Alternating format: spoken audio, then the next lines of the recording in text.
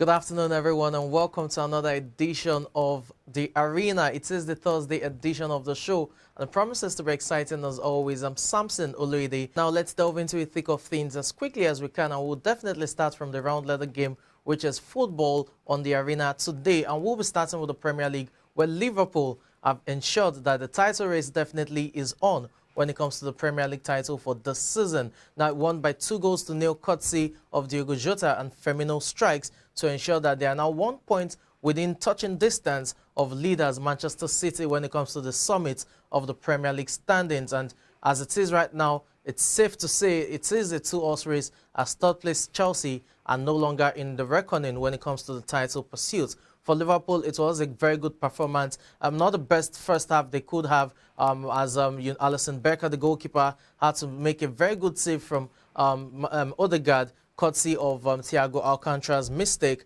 And that defining moment, that defining save was probably what propelled Liverpool to the victory, because within 3 minutes, you had Diogo Jota scoring a 7th goal against Arsenal in as many matches to give Liverpool the lead in the 54th minute, and just 8 minutes afterwards, you had Roberto Firmino also getting the second for Liverpool to ensure that Jurgen Klopp's men completed the double over Arsenal this season, the double in terms of winning both home and away. So for Liverpool, it's all about the winning streak, 9 matches won on a row when it comes to the Premier League, and that has definitely slashed City's lead from 11 points at some point to now just a solitary point. Let's see how City are able to handle the pressure. But for Jurgen Klopp's men, the title decider would definitely be at the Etihad Stadium when Manchester City will welcome Liverpool on the 10th of April. That's a match we all are waiting for, and it should definitely deliver the intrigues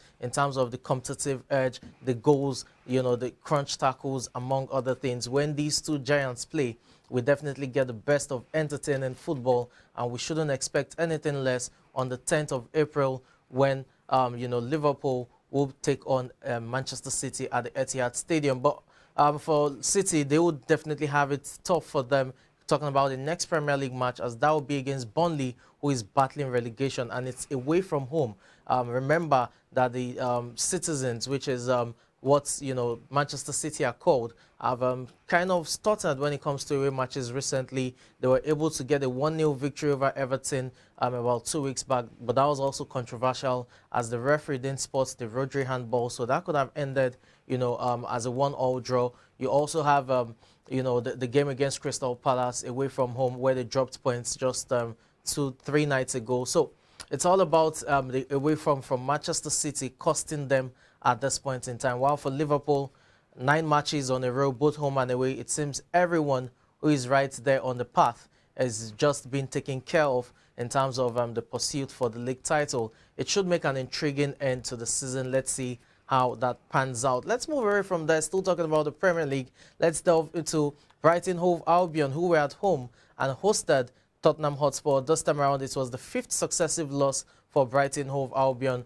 as they slumped to a 2-0 loss to Tottenham Hotspur, with Harry Kane getting the second goal and also getting on the record books as it became the highest goal scorer ever in the Premier League history when it comes to away matches. 95 goals in 139 matches, 139 away matches played, 95 goals scored. That's Harry Kane's record when it comes to Premier League football, and no one has scored more goals than Harry Kane when it comes to away matches. The record before was held by Manchester United's own Wayne Rooney, who had 94 goals in over 240 matches. But you have Harry Kane doing that in less than 100 matches to what Rooney did. So it's good news for Spurs. It keeps their title hope, their top 4 hopes alive, I beg your pardon, when it comes to the push for Champions League football. Remember, the top 2, I don't think that's debatable. It's Man City and Liverpool who have locked that. Who is first, who is second, that's still up in the air. But in terms of the top 2, Manchester City and Liverpool have that locked. Third spot, Chelsea looks like they have consolidated that, but that could also be in the air. But the 4th spot, that's the most treasured now, and you have so many clubs fighting for that or jostling for that. There's Manchester United in the mix, Arsenal, who are the current occupiers of that spot, or occupants, I beg your pardon, of that spot, are also there. You have Spurs, you have West Ham, and I'm not forgetting the likes of Leicester City trying to make a late push for the fourth spot position. So it's all up in the air. Let's see who gets it. But Spurs winning at Brighton Hove Albion definitely, boosts their chances of ensuring that they clinch that fourth spot, which will guarantee Champions League football next season. So Harry Kane, the record maker, and it's just interesting considering that it was, on the verge of leaving Tottenham Hotspur during the summer, but he stayed and now is now into the record books, making records for both Spurs and himself. He's definitely a Tottenham Hotspur legend in that regard. Still talking football, let's delve into the money spinning, the most rewarding club football competition in Europe, which is the UEFA Champions League. And we'll start with the defending champions Chelsea, who were in action last night against French side Lille, and they were able to record a 2-1 win. It was a comeback victory for Chelsea Football Club as they considered first, with Burak Yilmaz scoring from the penalty spot when Jorginho handled the ball and got penalized for that. And you had Chelsea bouncing back to ensure that they got the win. You had the skipper of the side, Cesar Azpilicueta, scoring the winning goal even after Christian Pulisic had pulled them level to ensure that Chelsea won both legs, 2-0 at home, 2-1 away from home, 4-1 on aggregate that ended. And Chelsea are now into the quarterfinals of the title. And this is quite commendable from Thomas Tuchel's men, considering the various uncertainties and confusion that is reigning at Stamford Bridge at this point in time, in terms of ownership, in terms of, financial activities, and even, prospects of players signing, contract extensions, or even buying players, and among all other things. Remember, the sanctions are biting hard on Chelsea at this time as a result of their owner, Roman Abramovich, having close ties to the Russian President Vladimir Putin, who has been punished with, UK sanctions as well as the European Union sanctions for his ties with Russia, considering Russia invading Ukraine and the war that is ongoing in Ukraine. So for all of these, issues, you still have Chelsea trying as much as possible to get the job done on the field of play, and that is highly commendable. Let's see how they fare in the Champions League quarterfinal. The test can only get sterner when it comes to the latter stages of the UEFA Champions League. Still talking about the UEFA Champions League, we saw a shocking result, an upset it was at Turin, the Allianz Stadium in Turin, where Juventus were at home and having played a 1-1 draw against Villarreal at the El Madrigal Stadium in Spain 3 weeks back.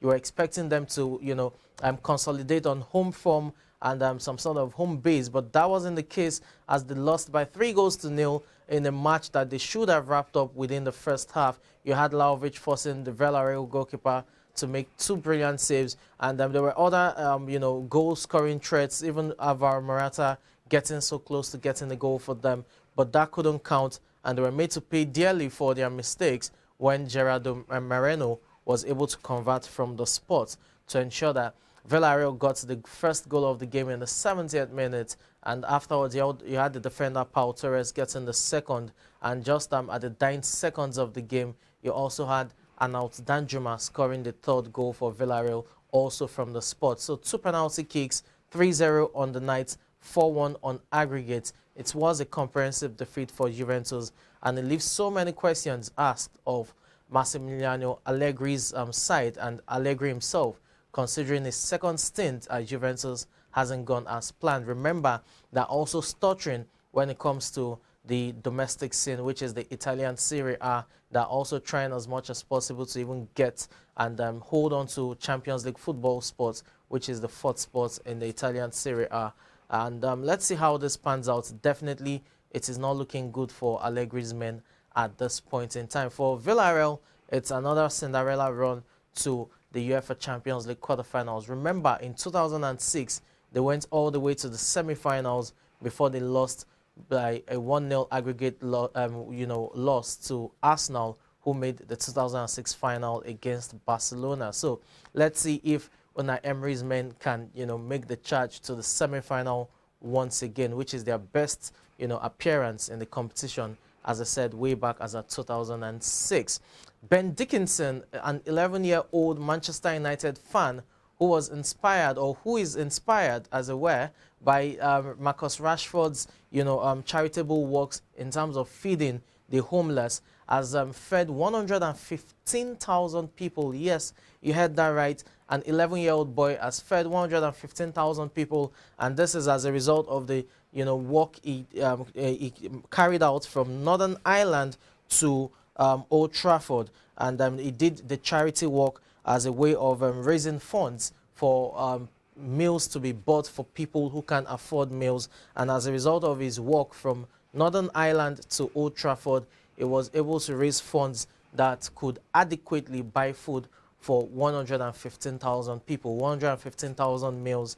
This is highly commendable. And when he got to Old Trafford, it was welcomed by Manchester United great Sir Alex Ferguson. He got several signed shirts from various players, both past and present, and he also met with some of the club's top officials, management officials. So it's really commendable for an 11-year-old to be inspired by his idol, football idol now, and also take on such a walk. Northern Ireland to Old Trafford, the distance is no joke, and at age 11, this is highly commendable. Now, the funds raised from this charity walk will go to Fair Share Charity, which is the charity that Marcus Rashford supports, and they will be in charge of ensuring that they get the food, the meals to the 115,000 people. And I think this is just extremely commendable, really, when you have a young man who is making this, happen.